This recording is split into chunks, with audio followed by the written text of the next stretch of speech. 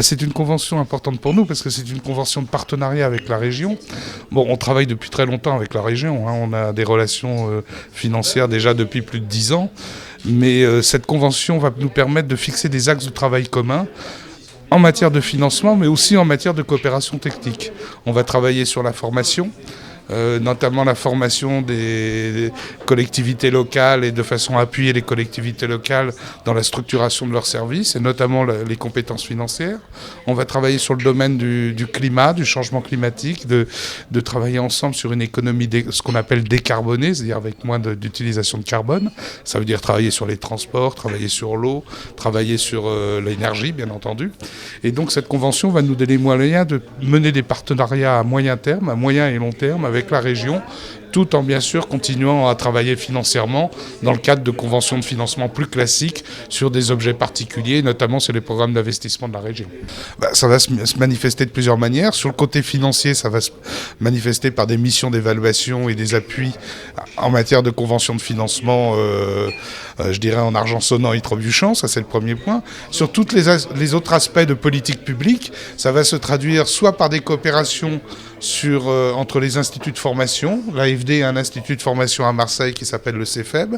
Il y a des instituts de formation, il y a des compétences à la région sur les collectivités locales, donc de faire des travaux ensemble, soit dans le cadre, pour le dernier point sur les politiques publiques, dans le cadre de missions techniques, d'organismes soit directement de l'AFD, soit extérieurs à l'AFD, pour appuyer les différentes maîtres d'ouvrage de la Guadeloupe sur les thèmes de l'économie décarbonée.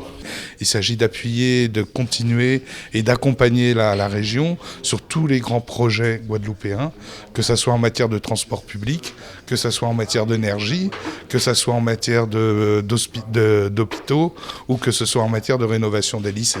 Tout ça, c'est les grands thèmes de travaux qu'on a à travailler ensemble et sur lesquels on accompagnera la région sur le long terme dans les grands chantiers structurants d'investissement de la région. L'AFD est un vieux partenaire. Depuis déjà très longtemps, nous travaillons avec cette institution financière. C'est son vrai nom.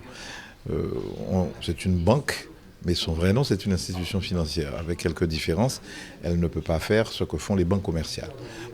L'AFD est le bras armé de l'État en matière de politique de coopération. L'AFD est implantée dans toute la Caraïbe, en Amérique latine, en Afrique, dans le Pacifique. Donc c'est un bras important, c'est un vecteur important, c'est une institution importante. Nous travaillons depuis longtemps donc avec l'AFD. Et là, on a voulu une nouvelle ambition dans nos relations pour l'avenir et à long terme, au moins pour les 20 prochaines années, en y ajoutant des secteurs nouveaux comme travailler pour un développement décarboné, c'est-à-dire une croissance durable, émettant moins de gaz à effet de serre sur l'eau, sur le traitement des déchets, sur le logement, secteur traditionnel, sur l'aide aux entreprises, sur la mise au point de nouveaux dispositifs financiers innovants. Par exemple, un prêt surbonifié qui permettrait aux communes, mais aussi aux entreprises, donc secteur public, secteur privé, d'avoir les moyens de leur développement. On ne sait pas assez que les petites communes n'ont pas forcément les moyens en ingénierie financière, technique, pour porter leurs projets. Dans la convention que nous avons paraphée et signée ce matin, eh bien, l'AFD apportera toute son ingénierie technique, financière, budgétaire, de connaissance des collectivités et mettant ça à la disposition des communes.